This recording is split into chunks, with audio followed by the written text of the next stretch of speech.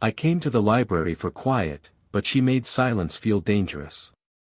Rain had started falling just as I pushed open the heavy wooden doors of the library. It wasn't the modern kind, no glass walls, no neon signs. This place felt timeless, shelves lined with worn hardcovers, tall arched windows, and the faint scent of dust and paper that greeted you like an old friend. I wasn't looking for anything particular that afternoon, just quiet. A refuge from the noise of my thoughts. I slipped into a corner table, setting my laptop down, and let the rhythmic patter of rain against the windows settle into the background. The library was mostly empty, save for a few students scattered between aisles. And her. She moved between shelves with the calm precision of someone who had memorized every inch of the place. Mid-40s, maybe. Her hair was pulled into a neat twist at the back of her head, a few strands escaping softly near her temples. A fitted gray cardigan hugged her figure in a way that felt elegant rather than showy. There was something quietly magnetic about her, like she belonged to this stillness, and it to her. I took a quick phone call, whispering instinctively. But before I could finish my sentence, I felt a presence behind me. She leaned slightly closer, not enough to invade my space, but enough for her warm voice to curl softly around my ear. "Silence is golden here," she said, a teasing glint lighting her dark eyes. "Unless you want me louder." I froze. It wasn't the line itself, it was the way she said it. Not stern. Not flirtatious in any obvious way. Just confident. Playful. Like she'd caught me out and decided to make a game of it. For a moment, the only sound was the rain. Our eyes met, hers steady, mine probably startled. She raised one brow, a small smile tugging at her lips, then turned away to straighten a nearby stack of returned books. Something shifted in the air. The quiet that had felt ordinary moments ago now felt charged, alive. As she walked away, I noticed how deliberate her movements were, graceful but not self-conscious. Her perfume lingered faintly, something warm and woodsy. And even though the library was filled with countless stories, I found myself wondering about hers. I didn't realize it yet, but that single whispered tease had opened a chapter neither of us saw coming. After that first teasing encounter, something unspoken began to pull me back to the library again and again. At first, I told myself it was the atmosphere, the quiet, the rain, the endless shelves. But deep down, I knew the truth, it was her. I started showing up on specific days, almost unconsciously timing my visits to match her shifts. I'd tell myself I had work to do, that the library was simply the best place to focus. But my eyes always drifted toward the front desk where she sorted returns, adjusted displays, and offered quiet directions to wandering patrons. She never rushed. She moved with the calm authority of someone who belonged there, as if the library itself breathed through her. Our interactions evolved into a kind of silent rhythm. She'd place reserved books on my usual table before I arrived, always perfectly aligned, as if she knew exactly where I liked them. I'd return them stacked just as neatly, a quiet acknowledgement of her small gesture. Sometimes she'd pass by my corner, pretending to tidy nearby shelves, and murmur something with that soft, teasing tone that had first disarmed me. "You do realize that chair has other admirers," she once whispered, pretending to glare at the seat I always claimed. I'd look up, trying to keep my voice low but failing to hide my smile. "Then I guess I should arrive earlier." She shook her head faintly, a smile flickering at the corners of her lips before she moved on. It wasn't flirting, not openly. But there was a game being played in the quiet spaces between us. A dance made of glances, half-smiles, and near-silent exchanges. I began to notice details about her I hadn't before. The faint scent of cedar and vanilla that followed her as she walked past my table. The way her eyes softened when she helped elderly visitors find their favorite books. The way her fingers traced book spines with reverence, as if every story was a friend she cherished. One afternoon, as she handed me a book I'd requested, our hands brushed briefly. It was accidental, fleeting, but the warmth of her skin against mine sent a tiny spark up my arm. She didn't pull away too quickly, either. Just enough to leave me wondering if she'd felt it too. In that quiet library, surrounded by stories centuries old, a new one was quietly, steadily being written between us, wordless, patient, and impossible to ignore. It happened on a Thursday evening, one of those damp nights when the rain falls softly, almost shyly, tapping against the library's tall windows like a polite visitor. I had lost track of time, buried in my work in my usual corner, until I looked up and realized the reading lamps had dimmed. The rest of the library had emptied hours ago. She was the only other person left. She stood behind the front desk, stacking books into neat piles, her cardigan sleeves pushed slightly up her forearms. The golden glow from the old lamps caught in the strands of hair that had slipped loose from her bun. She looked different like this, not the composed gatekeeper of silence, but something softer. "I didn't mean to keep you late," I said, quickly shutting my laptop. She looked up and smiled, a small, knowing smile that made the quiet feel warmer. "You're fine. Honestly, I like these quiet evenings. The library feels more itself when it's empty." Before I could insist on leaving, she disappeared briefly into the staff room and returned with two mismatched mugs, steam curling from both. She set one down on my table. "Tea," she said simply. "You looked like you needed a break." I don't know why that moment disarmed me so much. Maybe it was the unexpected kindness.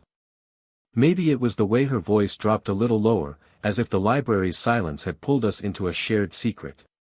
She sat down in the chair across from me, not the formal librarian stance, but relaxed, one leg crossed over the other, her elbow resting casually on the table. We talked softly, our voices absorbed by the walls of books around us. It started with small talk, what I was working on, the weather, the quirks of old buildings. But slowly, her words grew more personal. She told me how she'd fallen in love with libraries as a girl. How she'd once dreamed of traveling the world but somehow found comfort in staying still, surrounded by stories. As she spoke, her eyes glimmered, not with regret exactly, but with something unspoken, like a yearning she kept carefully folded away. At one point, she leaned forward slightly, laughing softly at one of my clumsy jokes. Her shoulder brushed mine, a light, lingering contact that neither of us acknowledged but both felt. The rain outside deepened, and time seemed to stretch. The walls she wore so effortlessly during the day had lowered just enough for me to glimpse the woman beneath the librarian's calm exterior, witty, thoughtful, and quietly vulnerable. And for the first time, I didn't want the library to close. I didn't expect to see her outside the library. That place had become our world, quiet corners, whispered conversations, the hush of turning pages. She belonged there so completely that spotting her anywhere else felt strange, almost like seeing a character step out of a book. It was a bright Saturday morning, crisp and breezy, the kind that carries the scent of freshly baked bread and blooming flowers through the air. I'd gone to the local farmer's market for coffee and fresh fruit. Crowds wandered between colorful stalls, vendors called out their offers, children tugged at their parents' hands. And then I saw her. She stood near a flower stall, laughing at something her friend said. Her hair was down, loose waves brushing her shoulders, and she wore a simple cream sweater tucked into jeans, a brown leather tote hanging from her shoulder. It was such a different look from her usual composed librarian elegance, warmer, freer, like sunlight breaking through clouds. For a moment, I just watched. She was radiant in that unguarded way people are when they think no one they know is watching. Then she noticed me. Her smile faltered briefly, surprise flickering across her face, but then it returned, softer this time. "Well," she said as I approached, tucking a loose strand of hair behind her ear, "you found my secret weekend identity." "I knew the library couldn't hold you forever," I replied, grinning. Her friend excused herself politely, leaving us alone. We decided to grab coffee from a nearby vendor and found an empty bench under a tree. The morning sunlight filtered through the leaves, dappling her face with shifting patterns of light. The conversation felt different outside the library, looser, more open. She told me about her weekends, how she loved the quiet ritual of coming here early, buying flowers, and watching people. Eventually, she mentioned her divorce, almost offhandedly, but the subtle shift in her tone made me pause. She didn't dramatize it. She spoke plainly, honestly, about how it had been years, how she'd rebuilt her life slowly, how the library had become her anchor during the lonely years afterward. I listened, really listened, feeling something tighten in my chest. There was a vulnerability in her eyes that I hadn't seen before, like a door opening just a crack. There was a pause after she spoke.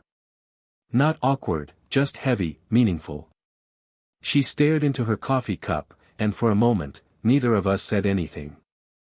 The market buzzed around us, but it felt like we were in our own small, quiet world. When she finally looked up, her gaze held mine, steady but fragile. And in that silence, I felt it, something real forming between us, delicate and undeniable. Something shifted after that morning at the market. Our connection had grown quieter but deeper, like a current beneath calm water. We didn't speak about it, but it colored everything, the way our eyes lingered a little longer, the way her teasing softened into something warmer, more personal. And then, slowly, the world began to notice. It started with small things.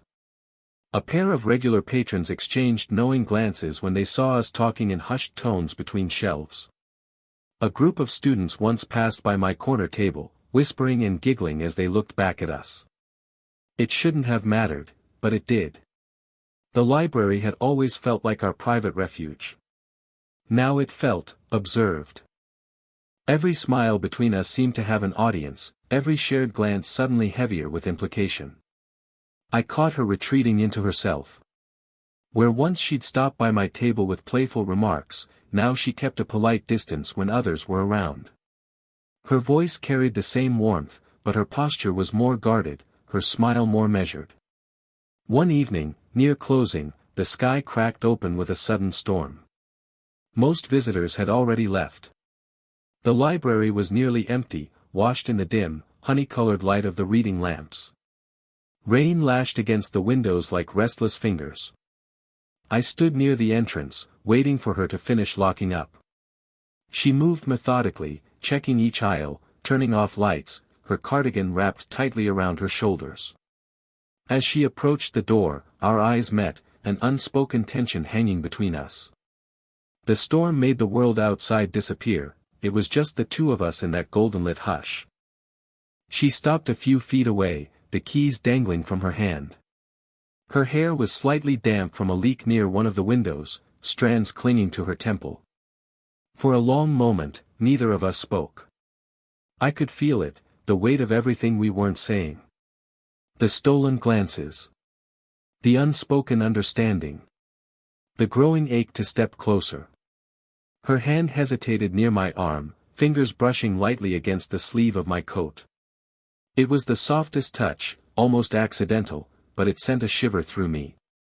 She looked up at me then, really looked, her eyes full of something conflicted and raw. Then, just as quickly, she withdrew. "Good night," she whispered, almost too softly to hear, and turned to unlock the door. I stood there watching her silhouette against the storm, heart pounding, realizing just how dangerous silence can be when everything you feel hides inside it. The distance between us grew over the next few days, not in miles, but in silence. She greeted me politely, kept conversations short, and always seemed to have somewhere else to be. I tried to tell myself it was fine, that maybe we'd both just misread things. But the truth settled heavy in my chest, I missed her warmth. I missed us. By Friday, I couldn't stand it anymore. I waited until the last visitors left and walked to the front desk with a book I didn't even need to return. She was alone, methodically stamping due dates, her focus fixed on the task like it was her armor. "I thought you'd forgotten this place," she said lightly without looking up. "I couldn't," I replied. My voice came out quieter than I intended. She glanced up then, eyes catching mine, and for the first time in weeks, she didn't hide the flicker of emotion there, something weary, conflicted, and unmistakably tender. "I need to talk to you," I said. Her hands froze mid-motion. She hesitated, then nodded toward the far end of the library. Come on. We'll talk where it's quiet. We ended up between two tall shelves in a dimly lit aisle, the scent of old pages hanging thick in the air. It was the same aisle where we'd first shared real laughter weeks ago. The world beyond those shelves felt far away. She stood with her arms crossed, as if bracing herself. I shouldn't have let things get this far, she whispered. I know people are talking. And I know. I've been pulling away. It's just, she stopped, exhaling shakily. It scares me. I stepped closer, not enough to crowd her, but enough to let her see the sincerity in my eyes. What scares you? Her gaze met mine, raw and unguarded. Wanting this. Wanting you.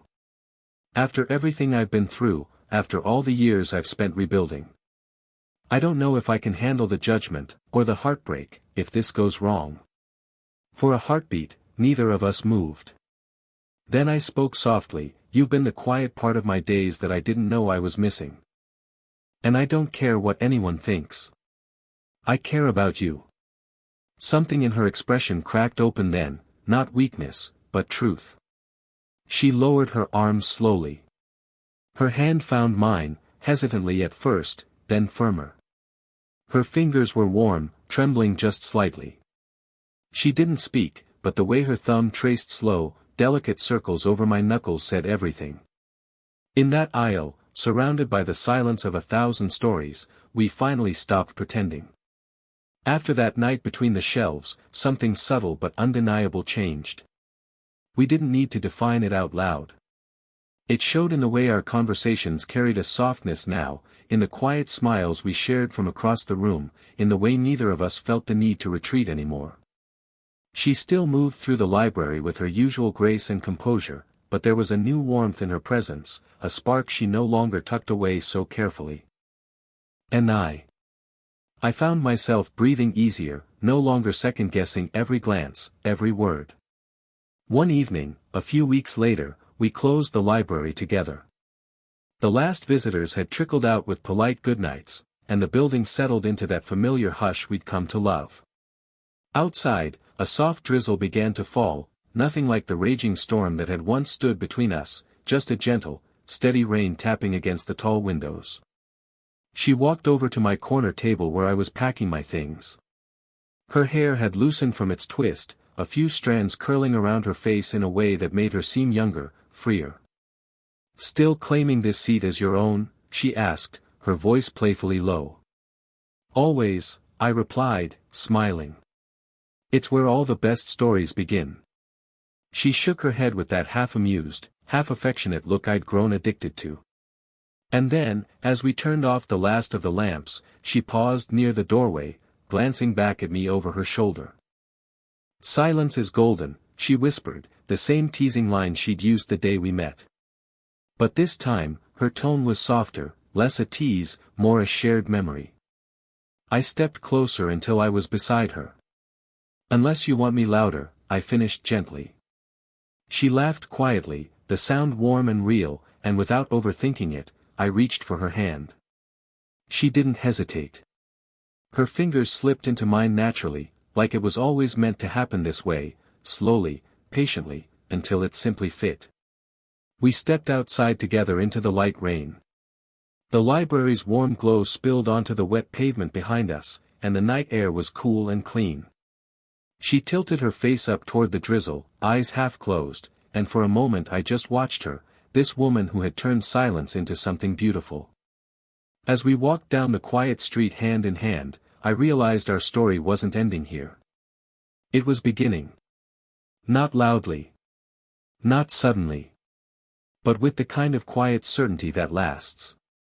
If this story touched your heart, don't forget to like the video, subscribe for more slow burn age gap romances, and share it with someone who loves a quiet love story that speaks volumes.